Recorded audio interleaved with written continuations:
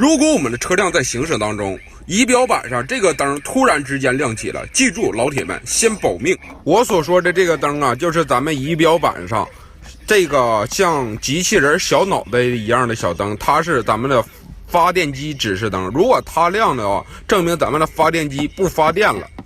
还有一种可能呢，就是咱们这个发电机的皮带折了。